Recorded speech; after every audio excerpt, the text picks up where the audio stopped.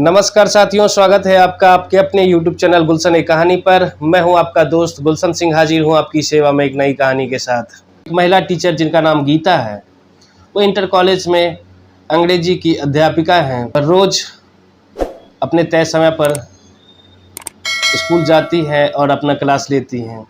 रोज़ की तरह उस दिन भी गीता तैयार होकर के 9 बजे स्कूल पहुंच जाती है और अपना क्लास लेती है। जब वो क्लास ले रही होती है, बच्चे को पढ़ा रही होती है, तब उसे ध्यान आता है कि घर पे चूल्हा जला हुआ छोड़ आई है और उस चूल्हे पर दूध उबल रहा होगा।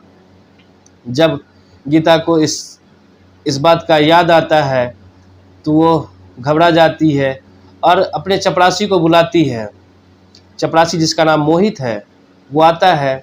मैडम उसे बताती है उसके कमरे पर चूल्हा जला हुआ रह गया है और उस पे दूध उबल रहा होगा जो पूरी तरह से जल गया होगा।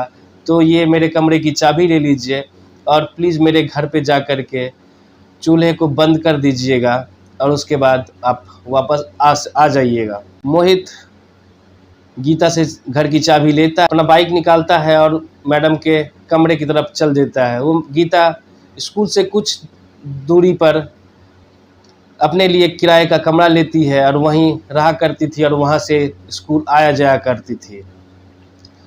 मोहित गीता के कमरे पर जाता है तो दूध के जलने की बदबू उसे दूर से ही आ रही थी।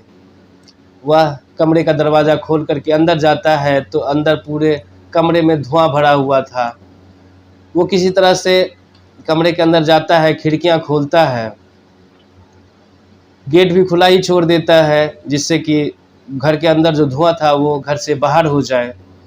कुछ देर में जब धुआं उस घर से बाहर हो जाता है तो वो देखता है कि पूरा बर्तन जला हुआ है, चूल्हे पर भी जले हुए दूध के जले हुए का निशान है। तो मोहित सोचता है क्यों ना उस बर्तन को, उस चूल्हे को वो साफ कर दे, क्योंकि मैडम जब स्कूल से शाम में पढ़ा करके वापस आएगी तो थकी हारी उन्हें ये काम करना पड़ेगा।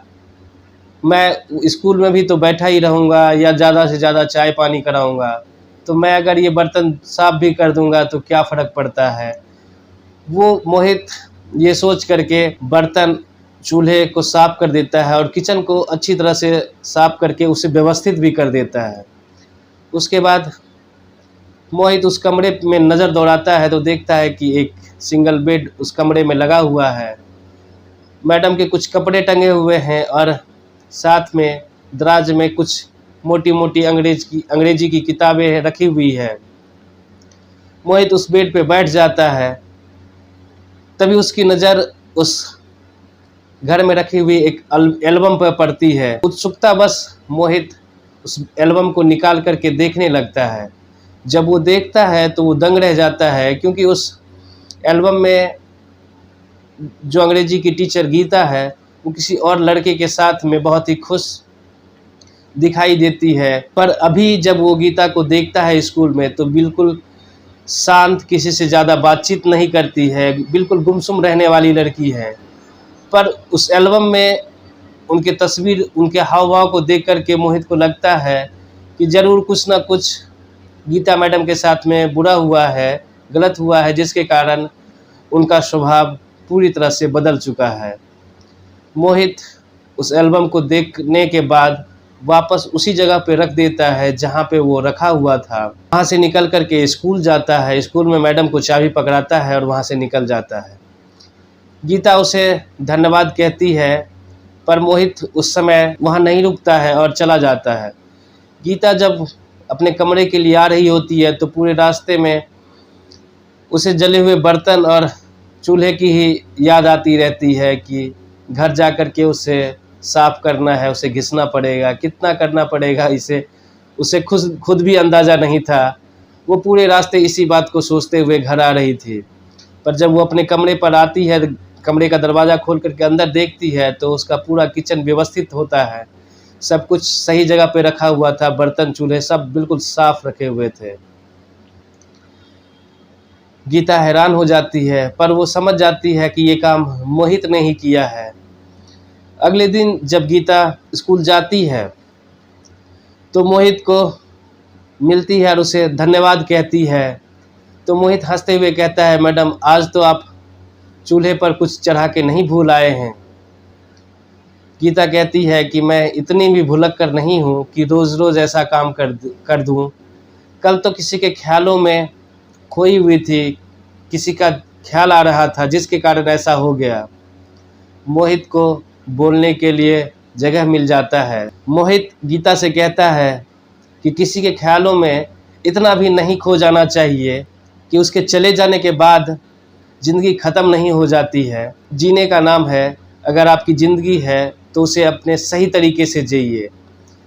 गीता जब मोहित की बात सुनती है तो वो चौंक जाती है, पर उस समय वो क्लास लेने के लिए जा रही होती है तो ज़्यादा बात मोहित से करती नहीं है। पर मोहित की बात उसके दिमाग में गूंज रही थी। गीता क्लास लेती है पर उस दिन उसे मौका नहीं मिलता है। अगले दिन जब गीता को मोहित से बात करने का मौका मिल जाता है तब वो गीता मोहित से पूछती है कि मोहित, आपने जो कल बोला था उसका क्या मतलब है, आपने ऐसा क्यों कहा?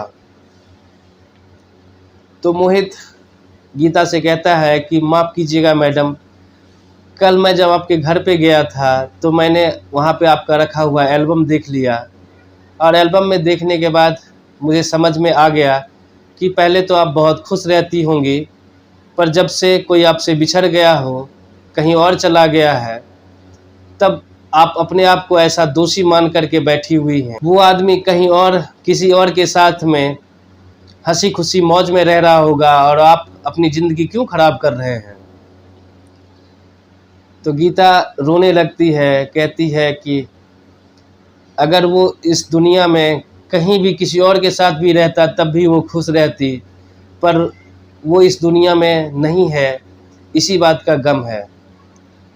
मोहित जब इस बात को सुनता है तो गीता को ढाढ़स बंधाते हुए कहता है कि कोई बात नहीं मैडम, अब आप इस दुनिया में देख लीजिए, कोई भी ऐसा परिवार नहीं है जिसके साथ में ऐसा नहीं हुआ होगा। सबके घर में ऐसा होता है। सबके पास कुछ न कुछ दुख होता ही है, पर उस दुख में अपनी ज़िंदगी को ख़राब नहीं कर लेना चाहिए। आप मुझे ही देख लीजिए, 2019 में जब नेपाल में भूकंप आया था तब मैं अपने परिवार और बच्चों के साथ में वहीं पे था। उस भूकंप में मेरी पत्नी और मेरे बच्चे मारे जाते हैं।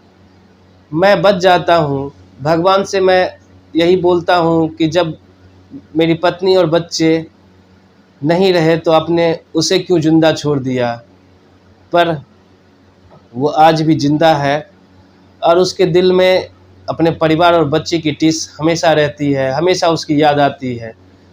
पर ऐसा नहीं है कि मैंने जीना छोड़ दिया है। जब मोहित के मुंह से गीता ऐसी बात सुनती है तो वो और भी रोने लगती है और मोहित से कहती है कि मोहित, उसी नेपाल के भूकंप ने मेरी भी ज़िंदगी तबाह कर दी। मैं भी अपने बॉयफ्रेंड के साथ में नेपाल गई हुई थी।